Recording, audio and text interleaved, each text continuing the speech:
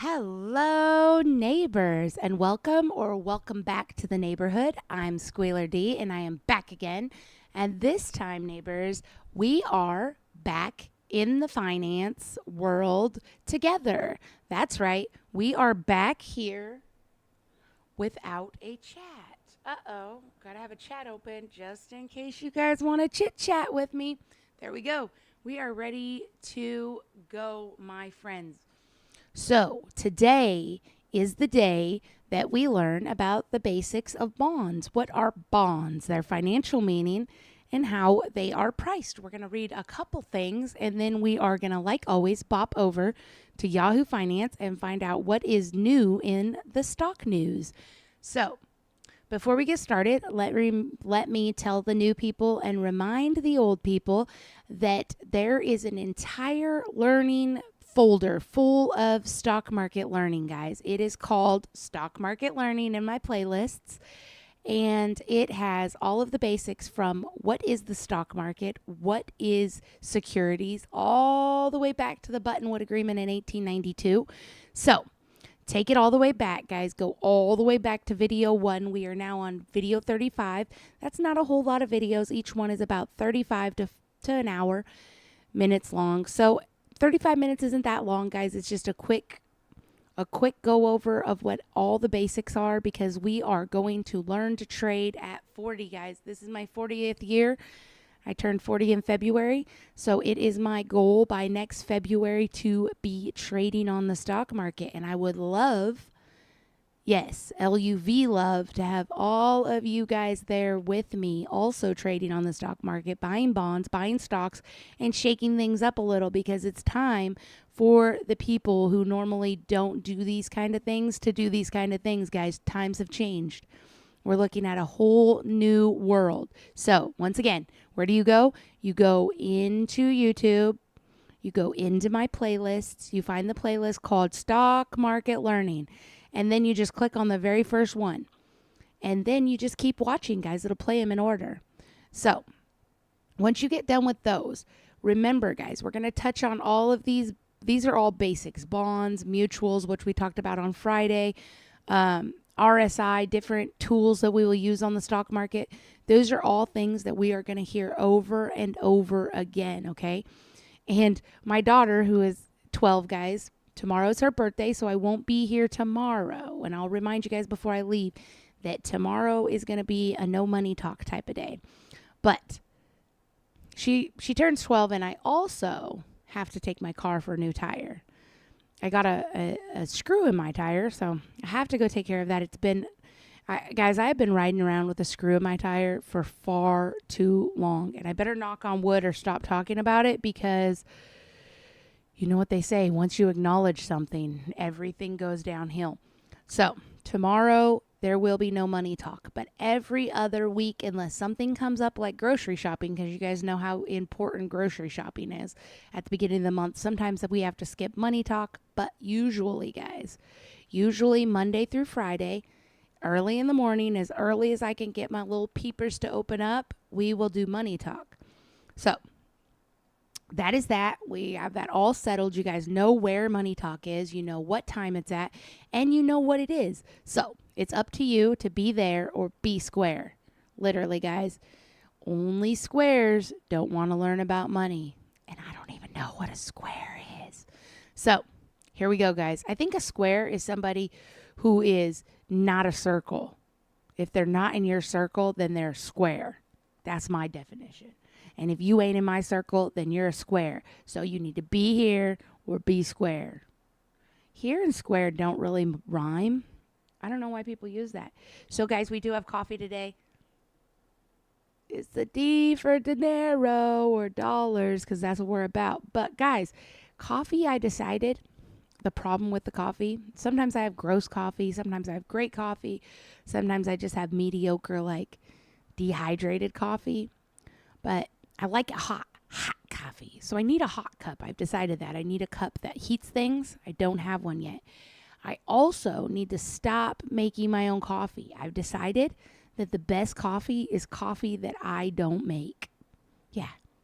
Same with food, guys. I'm not really a great maker of ingestible things. I can make you a picture. I can make you something with a sew machine.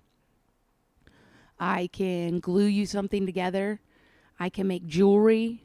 But when it comes to fixing edible items, I'm not very good at it, guys. I'm trying real hard, but this coffee is barely mediocre. It is nice and warm, though. You can't beat nice and warm hot coffee. Hot coffee. Okay, guys, let's get started. So, in case after that long introduction you forgot who I am, I'm Squealer D, guys. And here we go with the basics of bonds. And this, guys, is by Tim Parker. And there's no picture of Tim. But it was reviewed by Khadija Kartit. Or Khadija. I'm not quite sure. But here she is. Okay. So, bonds represent the debt of issuers, such as companies or governments. These debts are sliced up and sold to investors in small units. So, a stock is a microscopic piece of a company, and a bond is a sliced up debt of that company. Okay. For example, a $1 million debt issue may be allocated to $1,000 bonds. In general, bonds are considered to be more conservative investments than stocks and are more senior to stocks if an issuer declares bankruptcy. Bonds also typically pay regular interest payments to investors and return the full principal loan when the bond matures. As a result, bond prices vary inversely with interest rates, falling when rates go up and vice versa. So, bond prices fall when interest rates go up. So tell me in the comments, what does that mean for right now, guys, in 2023? What does this mean? As a result, bond prices vary inversely with interest rates, which means bond prices fall when interest rates go up and vice versa. So bond prices rise when interest rates go down. That means, guys, right now with inflation rising, bond prices, we're not talking about the amount that you'll get back, but the price of the bond is falling. So it may seem like a very good idea to invest in bonds in a time when inflation is high because the bond prices are lower and people have sold out because they lost money with interest rates rising, which is very interesting right now because it was a bond issue that killed SVB. They had high interest rate bonds, and when the interest rates rose even more, they lost billions. So, the bond markets are very liquid and active, but can take second seat to stocks for many retail or part-time investors. The bond markets are often reserved for professional investors, pension and hedge funds, and financial advisors. But that doesn't mean that part-time investors should steer clear of bonds. In fact, bonds play an increasingly important part in your portfolio as you age. And because of that, learning about them now makes good financial sense. In fact, having a diversified portfolio of stocks and bonds is advisable for investors of all ages and risk tolerance. Key takeaways of this article are bonds are debt securities issued by corporations, governments, or other organizations and sold to investors. Backing for bonds is typically the payment ability. Try that one more time.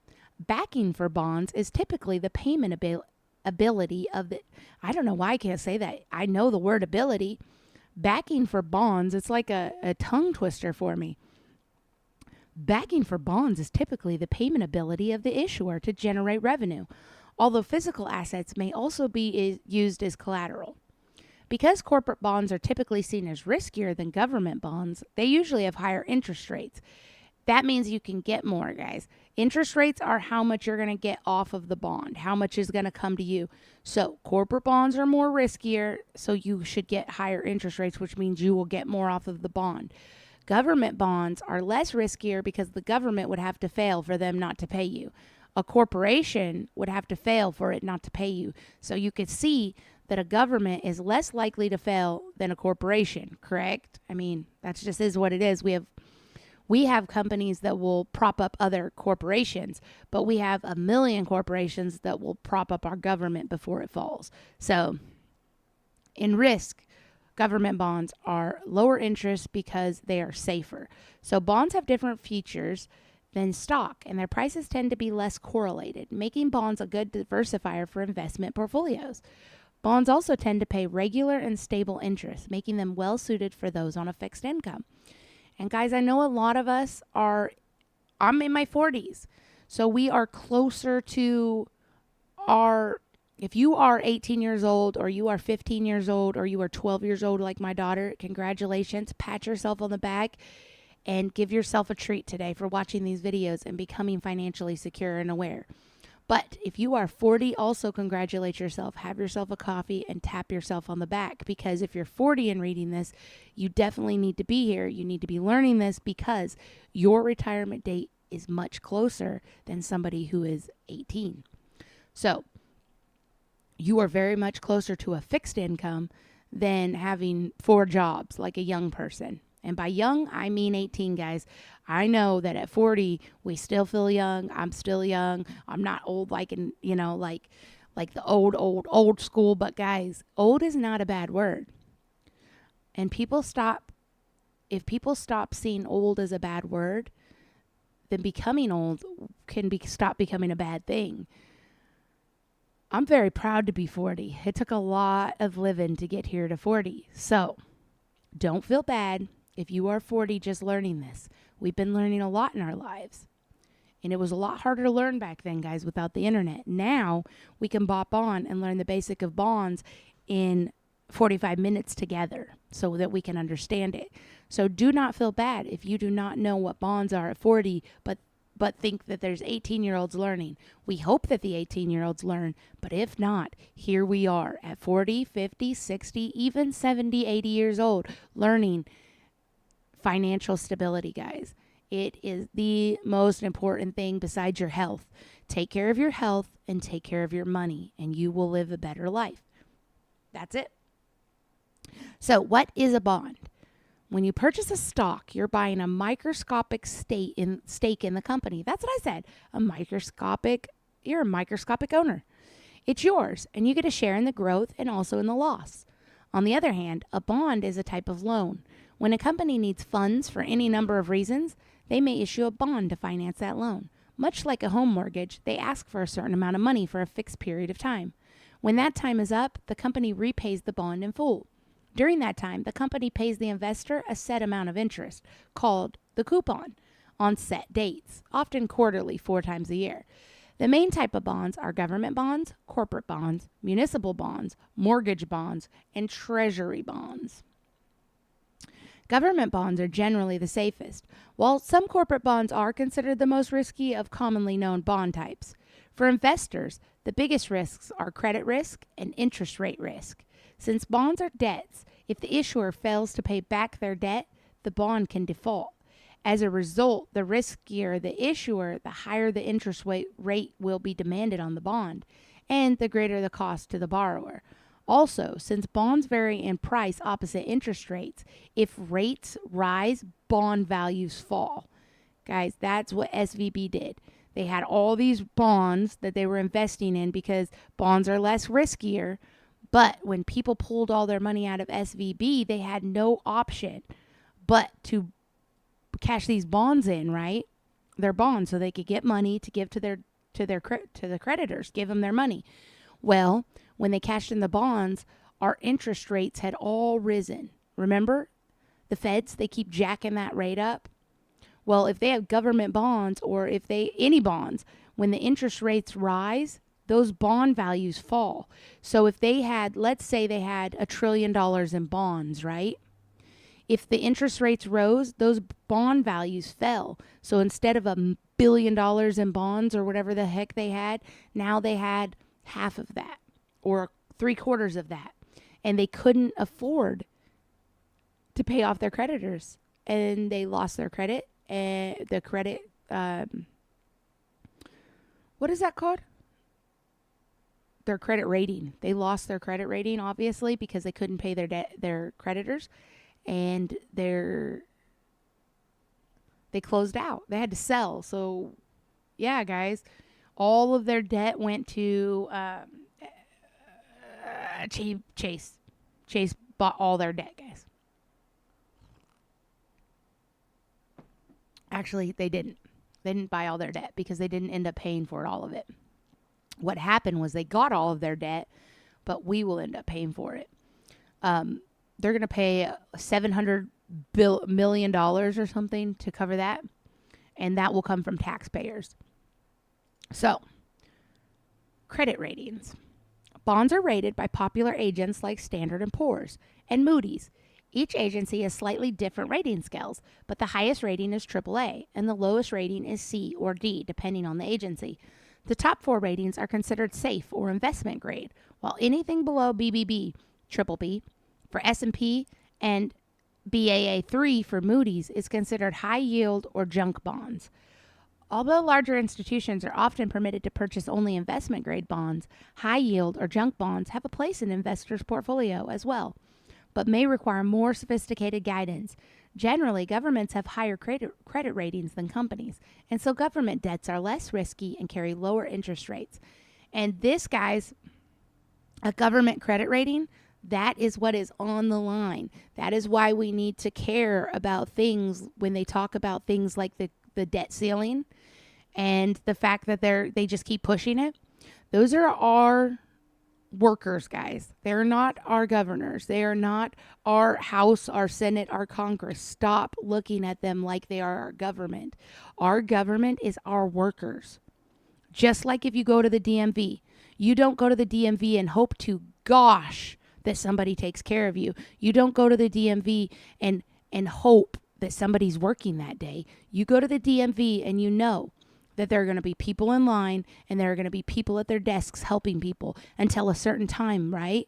Why don't we expect that with our government? If we go to a library, we don't hope to gosh that the librarian has put all the books back up on the shelves. We expect it. We expect when we go to the library that the books are replaced back where they go. They're checked back in, that we drop off our books and they're not lost. They're not just given out to the next person still checked out on our account. When we check out books, we expect the librarian to have those books rechecked back in. Why don't we expect that with our government? We let our government act and do however and whatever they want, and we don't care. We act like that is what is expected of them. It's expected for them to shut down the government every time the debt ceiling is reached. Why? That is their job. They are our workers. Why?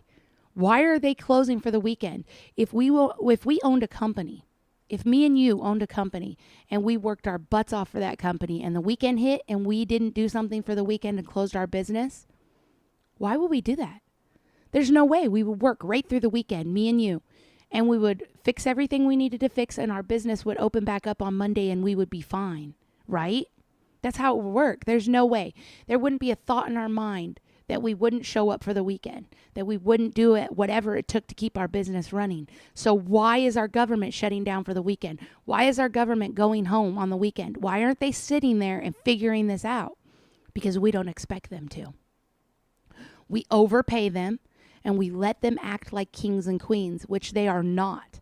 You guys, we are not the UK. We do not have a king. We do not have a prince. We do not have a princess. We have public servants that work for us. They get paid and they work for us. We elect them, you guys. We have a say in what they do and we don't. So if our government does not extend, our government who works for us does not extend the debt ceiling, guys, then we lose credit ratings. That means if we lose a credit rating, that our debts will be more risky and carry higher interest rates. You see? You see how that works? If we lose the credit ratings, our bonds will become more risky and carry higher interest rates. But we allow our government to do that, you guys. We just allow it. We allow our governors, our government to be criminals. We have actual criminals in the House of Representatives. We have actual criminals in Congress. And they still get to vote, you guys. Why? Why? Because we allow it. Because we are too worried about race relations and guns and making rules about guns that make no sense when we have people that are actual criminals running our government making these rules. It doesn't make any sense, but we allow it, you guys. So just like we shouldn't allow our government, we have to not allow ourselves to know nothing about money. Okay? So what we're going to do is bop over here to this article on Investopedia by, who is this one by? It might be by the same person. It is by Jason Fernando, and he has a picture. He's a professional investor and a writer who enjoys tackling and communicating complex business and financial problems. It was reviewed by old Chip Stapleton and fact-checked by Catherine Beer. Man, if my name was Catherine Beer, I would become a beer maker, and I would call it Catherine Beer. Serious, though. Okay, so this is similar, guys. It's about bonds. We read the basics of bonds, but now we're reading the financial meaning with examples and how bonds are priced. So a bond is a fixed income instrument that represents a loan made by an investor to a borrower, typically corporate or governmental. We'll review what a bond is. A bond is a fixed income instrument that represents a loan made by an investor to a borrower. A bond could be thought of as an IOU between the lender and the borrower that includes details of the loan and its payments. Bonds are, I once got an IOU, guys. I got an IOU for a baby shower gift one time. Let me know in the comments, is that normal? Have you ever gotten an IOU as a gift? You guys know what, though? I never cashed my IOU in. I still have it. I put it in my baby book, and I still have the IOU.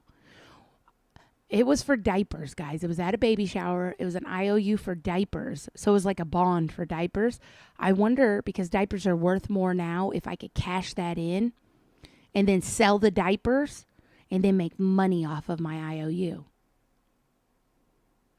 Trust me, if the person that gave me the IOU was legit, I would cash in, guys. It has been 18 years since I got the IOU. I wonder what they would say. I don't talk to that person really that gave me the IOU, or else I would call them up and be like, you owe me. Anyway, guys, let me know if you ever got an IOU. IOUs are very common, and that's what bonds are, and they make you money. That's why it's important to know about them. Bonds are used by companies, municipalities, states, and sovereign governments to finance projects and operations. Owners of bonds are debt holders or creditors or the issuer. Bond details include the end date, when the principal of the loan is due to be paid, and usually include the terms for variable or fixed interest payments made by the borrower. Key takeaways. Bonds are units of corporate debt issued by companies and securitized as tradable assets. Securitized. I like that word. A bond is referred to as a fixed income instrument since bonds traditionally paid a fixed interest rate to debt holders. Variable or floating interest rates are also now quite common. Bond prices are inversely correlated with interest rates. When rates go up, bond prices fall, and vice versa. Bonds have maturity dates, at which point the principal amount must be paid back in full or risk default. Who issues bonds? Bonds are debt instruments and represent loans made to the issuer, governments at all levels. So we have state bonds, city bonds, local bonds. Governments need to fund roads, schools, dams, and other infrastructure. The sudden expense of war may also demand the need to raise funds. Similarly, corporations will often borrow to grow their business, to buy property and equipment, to undertake profitable projects, for research, development, to hire employees. The problem that large organizations run into is that they typically need far more money than the average bank can provide. Bonds provide a solution by allowing many individual investors to assume the role of the lender. Indeed, public debt markets let thousands of investors each lend a portion of the capital needed. Moreover, markets allow lenders to sell their bonds to other investors or to buy bonds from other individuals long after the original issuing organization raised capital. So, for instance, anybody could buy these, right? You can buy them from markets, you could buy them from other lenders, investors, you can buy them from another individual. There's actually a site where you can buy them on, and we are going to learn. So stay tuned so you can learn where you, yes you, even if you only have $25, let's say you have no job, you have no money, but you have $25 and you want to try to invest it in something that has low risk. If you can leave it in for 5 years, that $25, you'll be making money off of your $25 the entire time it's in there. Bam, bam, bam, you win. $25. How many times have you spent $25 at McDonald's? Instead of eating that meal, let me tell you guys, you won't starve. You're not going to starve. If you skip one McDonald's meal, you are not going to starve. So just skip one. That's $25. Put that $25 in a bond just to see how it works. What's wrong with that? I told you guys, I have money in the market on Robinhood. I don't even think I'll ever trade on Robinhood. I plan on trading on Thinkorswim, which is TD Ameritrade.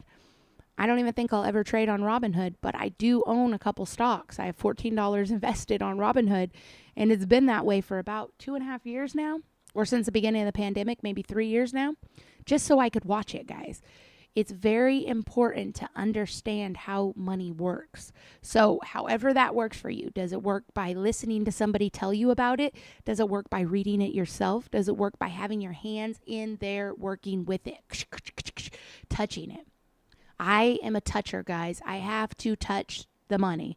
I have to be able to be in there, make changes, see how those changes affect everything, and actually do it. So if that's you, there are websites. Stay tuned to the end, and I am going to tell you how you can get it, okay? How you can buy a bond and watch it. For $25, guys, you can get a $25 bond. Literally. It's not that big of a deal. People make money more complicated than it is, my friends, because they don't want you in the money. There is a basic amount of everything, guys. A basic amount of oil in the world, a basic amount of everything. And there's a basic amount of money, because once everybody starts getting money, who will be the poor person? Who will be the rich person? We'll all just have lots of money. So they have a vested interest in you staying poor.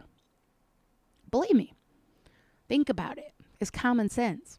I'm not being touchy or trying to be, what is it called? Like, I'm not trying to get a response or a rise out of anybody. It just is what it is. Rich people benefit from poor people. That's it. Just like poor people benefit from rich people. It is what it is, guys. It's circle of life. I don't know the rest of the song, but it is. It's the circle of life, guys. They created it, the system. They run the system. They make the rules for the system. So the only thing that you can do in said system is learn the rules. Yeah, learn their rules. Play by their rules. Because, guys, if you learn their rules and you don't play by their rules, they're going to throw you in the freaking clank. Yeah, they're going to throw you in jail. They're going to hit you with the IRS. They're going to hit you with everything they can hit you with, because like I told you, it is in their best interest to stay rich and keep people poor. So they made rules. If you go back to my very first episode about the Buttonwood Agreement, guys, they made those rules so they could keep their money, so that they wouldn't be getting ripped off by poor people taking their money. So that means, guys, you have to follow their rules, which means you have to learn their rules. And their rules are made for people with money. So you have to do it very slowly, and you have to crawl your way up the ladder. And that's okay. That's how it works at a corporation, right? If you don't know anybody at the corporation, your dad doesn't know anybody, you don't know anybody that works there, and you don't have any strings to pull, you have to work your way up the corporation. Many of us have done it, guys. I am looking into the camera and looking at people that have climbed up ladders. You guys are ladder climbers. You're pros at climbing ladders, and that's great. You are in the perfect place, because this is a ladder you need to climb, okay? So get your climbing shoes on if you're not a climber, and put some gloves on, because the rungs are covered in spikes, guys. The rich people, the people up here, they covered every rung in spikes. So when you climb the ladder, you're gonna hurt. It's gonna be a lot, guys. It's gonna be a lot of learning. And I think that's okay. Like, I know people say that, but people go to school all the time. People go back to school to learn nursing. I was in a medical program with people in their 50s taking nursing, taking ultrasound. They're going into healthcare in their old age. So here I am at 40, and it looks like I'm going into finances very old, and I'm doing it all myself, and it looks overwhelming, but it's not, guys. That's what our brains are meant for, okay? We can retrain ourselves. We can relearn. So, how do bonds work? Keep paying attention, and you will get there. That is a promise. So, bonds are commonly referred to as fixed income securities and are one of the main asset classes that individual investors are usually familiar with, along with stocks, which are equities and cash equivalents. When companies or other entities need to raise money to finance new projects, maintain ongoing operations, or refinance existing debts, they may issue bonds directly to investors. The borrower issues a bond that includes the terms of the loan, interest payments that will be made, and the time at which the loan funds must be paid back, the maturity date. The interest payment, or the coupon, is part of the return that bondholders earn for loaning their funds to the issuer. So you get the interest, guys, for loaning them the money. The interest rate that determines the payment is called the coupon rate. The initial price of most bonds is typically set at par, or $1,000 face value per individual bond. The actual market price of a bond depends on a number of factors: the credit quality of the issuer, the length of time until expiration, and the coupon rate compared to the general interest rate environment at the time. The face value of a bond is what will be paid back to the lender once the bond matures. Most bonds can be sold by the initial bondholder to other investors after they have been issued. In other words, a bond investor does not have to hold a bond all the way through to its maturity date. You could sell it, guys. You can have your bond. You could keep it for 7 months and sell it to another investor. It is also common for bonds to be repurchased by the borrower if interest rates decline, or if the borrower's credit has improved and it can reissue new bonds at a lower cost. So you buy a bond from the government may buy it back when its credit has improved, or it can reissue new bonds at a lower price. So the advantages of bonds are you receive income through the interest payments. So it is a way to earn income. Guys, remember we talked about building up our accounts. This is a way you can build up your account while you don't know how to trade. Do you understand? Just because you do not know how to trade stocks does not mean you cannot be making money with your money that you're saving. Do not just sit your money in your checking account and leave it while you save. I told you, I'm trying to save up probably to $1,500, and I think I have a lot of it, but it's not just sitting there, guys. Use that money. You could put that, if we plan on learning for, let's say you plan on learning for a solid 6 months before you go onto the market and trade with real money. We're going to trade on Thinkorswim, and you give yourself 6 months. I'm giving myself a year, guys, until next February. So if you give yourself 6 months and you already have the money saved, you could invest that into a bond or a high interest savings account.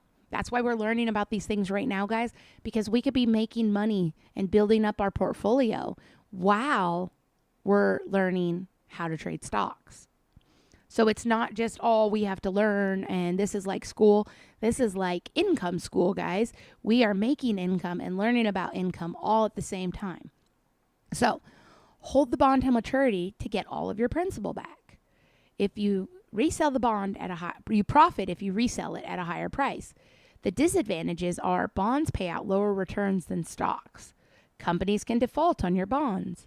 Bond yields can fall. Many corporate and government bonds are publicly traded. Others are traded only over the counter or privately between the borrower and the lender. So the characteristics. The first is the face value, and that is the par value. It's the money amount the bond will be worth at maturity. It's also the reference amount the bond issuer uses when calculating interest payments. For example, say an investor purchases a bond at a minimum of $1,090, and another investor buys the same bond later when it's trading at a discount for $980. When the bond matures, both investors will receive the $1,000 face value of the bond. So, The coupon rate is the rate of interest the bond issuer will pay on the face value of the bond, expressed as a percentage. For example, a 5% coupon rate means the bondholders will receive 5% times the $1,000 face value, so $50 every year. Coupon dates are the dates on which the bond issuer will make interest payments. Payments can be made in any interval, but the standard is semi-annual payments. The maturity date is the date on which the bond will mature, and the bond issuer will pay the bonder the face value of the bond. The issue price is the price at which the bond issuer originally sells the bonds. In many cases, bonds are issued at par, which is the face value. Two features of a bond, credit quality and time to maturity, are the principal determinants of a bond's coupon rate. If the issuer has poor credit rating, the risk of default is greater, and these bonds pay more interest. Bonds have a very long maturity date and also pay a higher interest rate. This higher compensation is because the bondholder is more exposed to interest rate and inflation risks for an extended period. So, that is why you have to know the market, guys, because if you knew this, that a bondholder is more exposed to interest rate and inflation risk, you might get out of your bonds before inflation goes up. Credit ratings for a company and its bonds are generated by credit rating agencies like Standard & Poor's, Moody's, and Fitch Ratings. The very highest quality bonds are called investment grade and include debt issued by the U.S. government and very stable companies, such as many utilities. Bonds are not considered investment grade. Bonds that are not considered investment grade but are not in default are called high yield or junk bonds. These bonds have a higher risk of default in the future, and investors demand a higher coupon payment to compensate them for that risk. Bonds and bond portfolios will rise or fall in value as interest rates change. The sensitivity to changes in the interest rate environment is called duration. The use of the term duration in this context can be confusing to new bond investors because it does not refer to the length of time the bond has before maturity. Instead, duration describes how much a bond's price will rise or fall with the change in interest rates. The rate of change of a bond or bond's portfolio sensitivity to interest rates is called convexivity. These factors are difficult to calculate, and the analysis required is usually done by professionals. So there are 4 primary categories of bonds sold in the markets. However, you may also see foreign bonds issued by global corporations and governments on some platforms. So corporate bonds are issued by companies. Companies issue bonds rather than seek bank loans for debt financing in many cases because bond markets offer more favorable terms and lower interest rates. Municipal bonds are issued by states and municipalities. Some municipal bonds offer tax-free coupon income for investments. Government bonds, such as those issued by the U.S. Treasury, bonds issued by the Treasury with a year or less to mature are called bills. Bond issued with 1 to 10 years to maturity are called notes. And bond issues with more than 10 years to maturity are called bonds. So bills, less than a year. Notes, less than 10 years. Bonds, more than 10 years. The entire category of bonds issued by a government treasury is often collectively referred to as treasuries. Government bonds issued by the national governments may be referred to as sovereign debt. Agency bonds are those issued by government affiliate organizations such as Fannie Mae or Freddie Mac. The bonds available for investors come in many different varieties. They can be separated by the rate or type of interest or coupon payment, by being recalled by the issuer, or because they have other attributes. Below, we list some of the most common variations. A zero coupon bond. These are called Z bonds. Do not pay coupon payments and instead are issued at a discount to their par value that will generate a return once the bondholder has paid the full face value when the bond matures. So, zero coupon bond. So these guys, they don't give you interest, see? You'd get them at a discount rate, and then when they are mature, they will get whatever's on the face value list. So for instance, you might buy one for $700 and not get any interest, but when it matures, you get the full $1,000 on the face. So you would make $300. I don't know if that's a good example, but that's an example of what they're describing. I don't know if you'd make that much money off of a Z bond, but That is a good example. Or it's a significant, no. It's an example that fits with what they said. But I don't know if it's true or not, guys. You might not be able to make $300 off of a Z bond. You might be able to make $1 million off a Z bond. I don't know how much you can make. But you do pay a discounted price. You do not get any type of interest during the time you hold it. But when it matures, you'll get the face value. Convertible bonds are debt instruments with an embedded option that allow bondholders to convert their debt into stock, equity at some point, depending on certain conditions like share price. For example, imagine a company that needs to borrow $1 million to fund a new project. They could borrow by issuing bonds with a 12% coupon that matures in 10 years. However, if they knew that there were some investors willing to buy bonds with an 8% coupon that allowed them to convert the bond into stock if the stock's price rose above a certain value, they might prefer to issue those.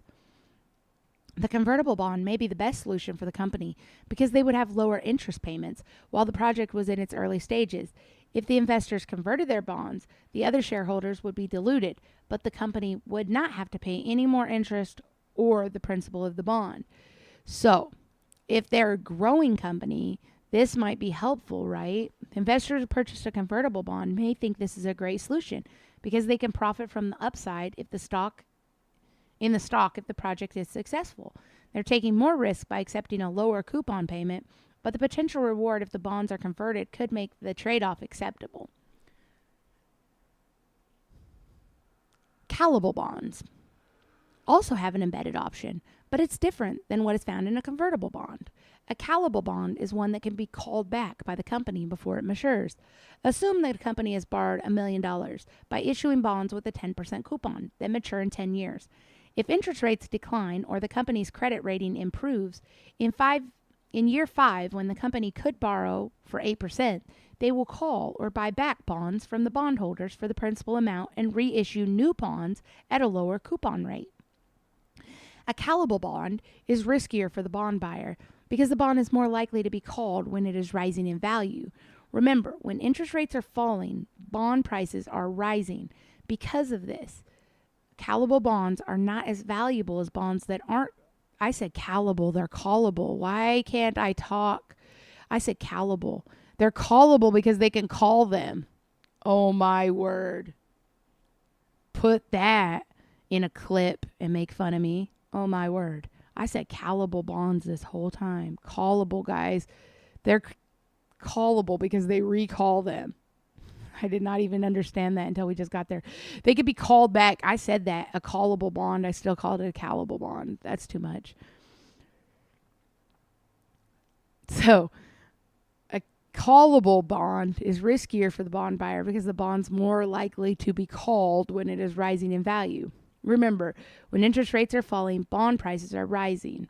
Because of this, callable bonds are not as valuable as bonds that aren't callable with the same maturity, credit rating, and coupon rate. I don't like to say callable.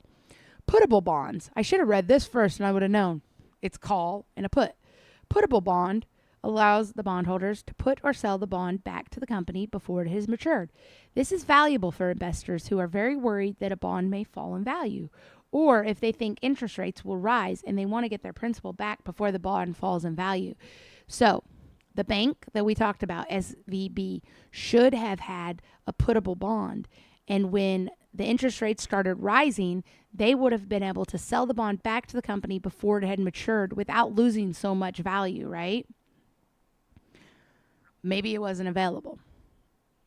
So the bond issuer may include a put option in the bond that benefits the bondholders in return for a lower coupon rate, or just to induce the bond sellers to make the initial loan. The puttable bond usually trades at a higher value than a bond without a put option, but with the same credit rating, maturity, and coupon rate because it's more valuable to the bondholders. The possible combination of embedded puts, calls, and convertibility rights in a bond are endless, and each one is unique. There isn't a strict standard for each of these rights, and some bonds will contain more than one kind of option, which can make comparisons difficult. Generally, individual investors rely on bond professionals to select individual bonds or bond funds that meet their investing goals. How are bonds priced? The market prices bonds. the market prices bonds are based on their particular characteristics. A bond's price changes on a daily basis, just like that of any other publicly traded security, where supply and demand at any given moment determine that observed price. But there's a logic to how bonds are valued. Up to this point, we've talked about bonds as if every investor holds them to maturity. It's true that if you do this, you're guaranteed to get your principal back, plus interest. However, a bond does not have to be held until maturity. At any time, a bondholder can sell their bond to the open market, where the price can fluctuate, sometimes dramatically. The price of a bond changes in response to changes in interest rates in the economy. This is due to the fact that for a fixed rate bond, the issuer is promised to pay a coupon based on the face value of the bond.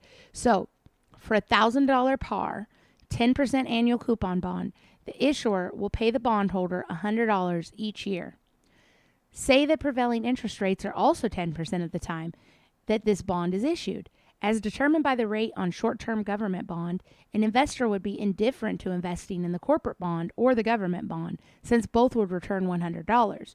However, imagine a little while later that the economy has taken a turn for the worst, and the interest rates drop to 5%. Now the investor can only receive $50 from the government bond, but would still receive $100 from the corporate bond. This difference makes the corporate bond much more attractive, so investors in the market will bid up to the price of the bond until it trades at a premium that equalizes the prevailing interest rate environment. In this case, the bond will trade at a price of $2,000, so that the $100 coupon represents 5%. Likewise, if interest rates soared to 15%, then an investor could make $150 from the government bond and would not pay $1,000 to earn just $100. This bond would be sold until it reached a price that equalized the yields, in this case to a price of $666.67. So, as we see, interest rates that are changing right now, guys, they might go up again in June. This affects bonds. It's a very important thing to know. Bond prices and interest rates. This is why the famous statement that a bond's price varies inversely with interest rate works. When interest rates go up, bond prices fall in order to have the effect of equalizing the interest rate on the bond with prevailing rates and vice versa.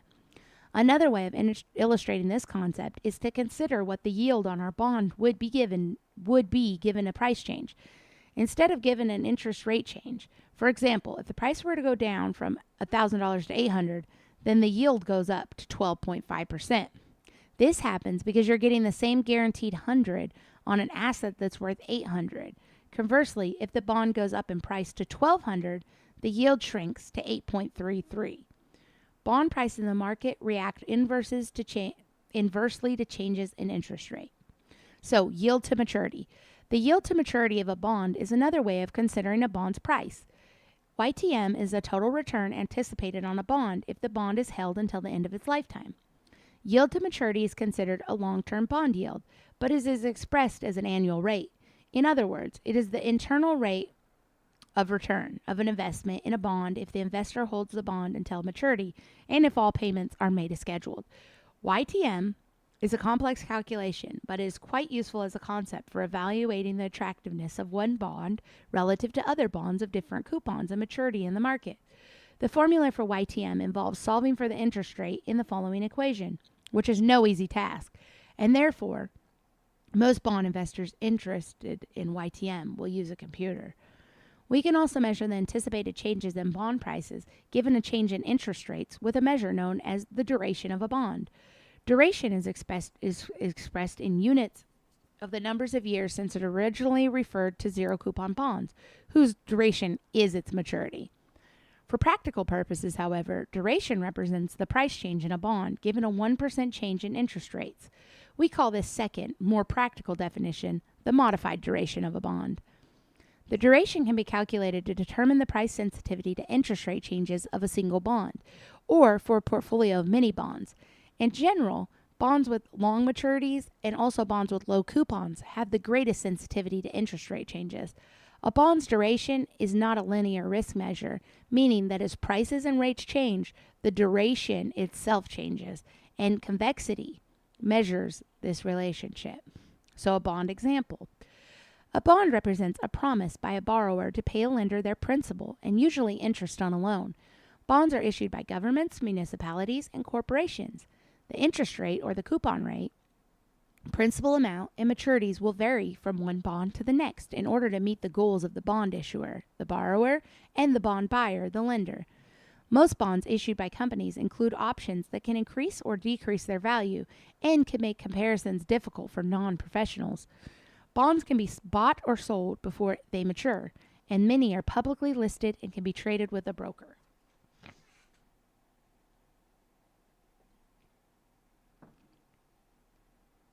I've got to finish the coffee before it gets cold. It was already cold.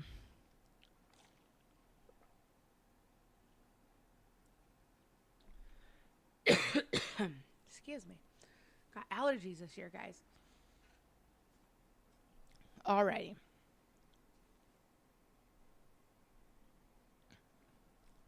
So, bonds can be bought or sold before they mature, and many are publicly listed and can be traded with a broker. While governments issue many bonds, corporate bonds can be purchased from brokerages. If you're interested in this investment, you'll need to pick a broker. You can take a look at Investopedia's list of the best online stockbrokers to get an idea of which brokers will best suit your needs.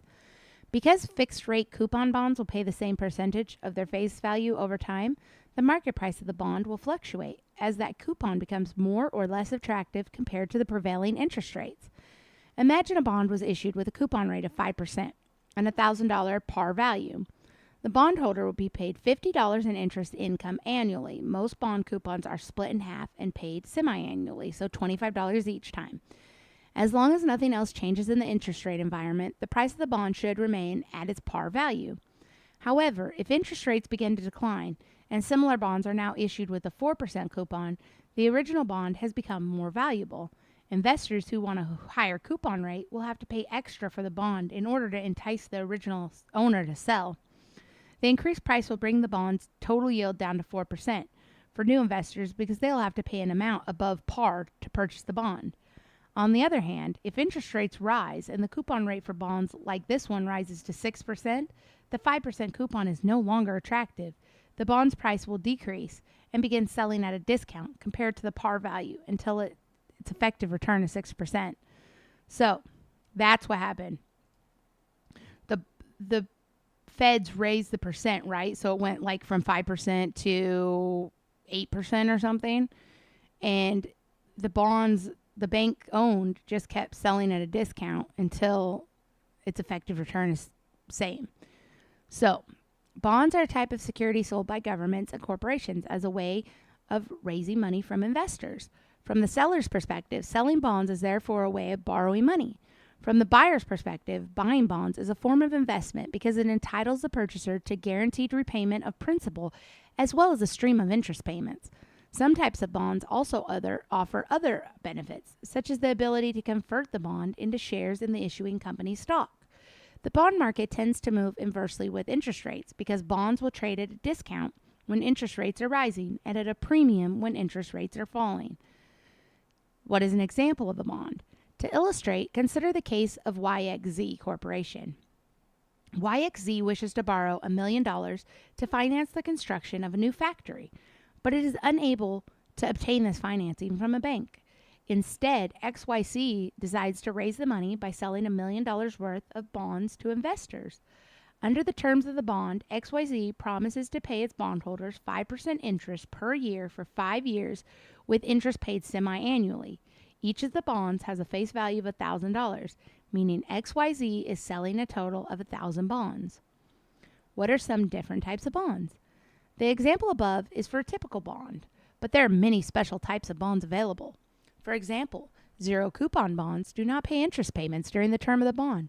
Instead, their face value, their par value, the amount they pay back to the investor at the end of the term, is greater than the amount paid by the investor when they purchase the bond. Convertible bonds, on the other hand, give the bondholder the right to exchange their bond of shares for the issuing company. Exchange their bond for shares of the issuing company. So they'll own pieces of the company. If certain targets are reached, many other types of bonds exist, offering features related to tax planning, inflation hedging, and others. Are bonds a good investment? Bonds tend to be less volatile than stocks and are typically recommended to make up at least some portion of a diversified portfolio. Because bond prices vary inversely with interest rates, they tend to rise in value when rates are falling. If bonds are held to maturity, they will return the entire amount of principal at the end, along with the interest payments made along the way. Because of this, bonds are often good for investors who are seeking income and want to preserve capital. In general, experts advise that as individuals get older or approach retirement, they should shift their portfolio weights more towards bonds. How do you buy bonds? Here you go, guys. This is I told you we would get here. While there are some specialized bond brokers, today most online and discount brokers offer access to bond markets, and you can buy them more or less like you would with stocks. Treasury bonds and TIPS are typically sold directly via the federal government and can be purchased via Treasury Direct website. Right there, guys. We'll bop into it. Oops. This is their article. They even have an article on what it is. So if we want to learn what Treasury Direct is and how to buy bonds, let's favorite this so we can read it. Yep, favorite that. And this tells you how to go on this website and buy bonds, guys. So it's called Treasury Direct. There we go. And this is a website. Look at it. It's a great website. It's an official website of the United States government. Here's how you know. Official websites use .gov and HTTPS. See the lock? Yep, gov. And then you just get yourself an account, open a new account, and then you can, there's auctions. We can learn how to use it, just like we're learning how to use Thinkorswim. Look at this. You could gift a savings bond. Yep. You can give a gift to somebody as a savings bond. You can when you open up your account, if you have children, you can link your child's account to your account, right? So you open up your account, then you link your child's account, and you can buy each of your children bonds right now while they're little. That's right. And then you have them, and you take care of them with a linked account, and then you give them to them when they get older. It's great, guys. So instead of putting money in your child's little bank in their bedroom, you could put it straight into bonds and be making money off of their savings. Don't let your children just have money in their bedroom. If they have hundreds of dollars in a little bank in their bedroom, like I know a lot of little kids do, my oldest daughter had probably $600 in her little bank. That's not smart money, guys. If you're going to leave that money in the bank, in her little bank until she turns 16 or 18, why not put it in this little bank and be making at least some interest off of it, right? Even if it's $50 every year, guys, instead of just sitting in her bank not making $50 every year. Best way to go, guys. So we're not going to read how to do it, how to open it, because we can do that another time. So there we go, guys. That was the end of that article. So now we know what bonds are. We know that there are 4 types of bonds and that they can be different. We also know that we can go straight to Treasury Direct, open an account, and start buying bonds. They have Series EE saving bonds and Series I saving bonds. And you can see that this one is a 2.5% and a 4.30%. 30-year bonds, 10-year notes, price per $100. Yeah, so you see, guys, there's a lot. Oh, a special announcement. I love special announcements. Heavy volume is slowing our response time to calls. You can call us. Estimated processing times for mail. You can only do an annual purchase limit of $10,000 in bonds, guys. There's a limit for a year. And I don't know if that's per account. Like, I don't know if you could buy your dog. I think you could I don't know if you can do gifts differently from that 10,000 or if that 10,000 is for gifts also. We'll have to learn more about it. But that is enough for bonds today. I think we're all bonded out. You guys, we will touch bonds a lot of times, just like we'll touch everything else a lot of times over this. We're just going to quickly look at the news. We're already in an hour, and I don't want to hold up your guys' morning that long. It's already 9:30. So let's just go through the headlines of the news and see if anything great is happening. Retailers have fixed a major profit-crushing problem: excess inventory. JP Morgan expects $3 billion interest income boost from First Republic. Oh my gosh. JP Morgan and Co.'s net interest income will rise $3 billion as it brings in more interest payments from its purchase of failed First Republic Bank this year. It expects its income to rise $84 billion from higher interest payments in 2023, increasing an earlier forecast of $81 billion, guys. I wonder why those banks failed when somebody like JP Morgan can get $3 billion in interest payments, right? That's so ugly. The bank system in our country is ugly. Biden and McCarthy to meet Monday for debt talks. They're holding us with this debt stuff, guys. They're holding us hostage. Expedia CEO seeing a ton of travel demand. Where are you all going? Let me know in the comments where you guys are all going. Credit cards are not a piggy bank. Uh-oh. Don't use your credit card as a piggy bank, guys. A U.S. debt default is a wake-up call the world needs. Interest rates will soar, the stock and bond markets will crash, and the global financial system will be plunged into turmoil as investors flee to save any asset they can find. Don't worry, guys. The rich people moved all their money already. The top rich people, they'll stay the top rich people. We have to become smart so that we don't become the bottom poor people. Interest rates will soar. If a deal isn't done by June 1st, the global economy, at least according to most of the experts, will be facing a catastrophe of epic proportions. I don't know. I guess we'll see, huh? They're gonna pass it, guys, in the last moment like they always do, and it's gonna be effed for all of us. I think that's enough news for today, guys. He runs 8 miles every day. Way to go. That's good, guys. People that work out, thumbs up to you. All right, guys, we're going to call that a day. Like I said, tomorrow I have my daughter's birthday, and I got to get my tire fixed. So no money talk tomorrow, Tuesday. But we will be back Wednesday morning. Guys, be there or be square. I will see you next time. Have a great day,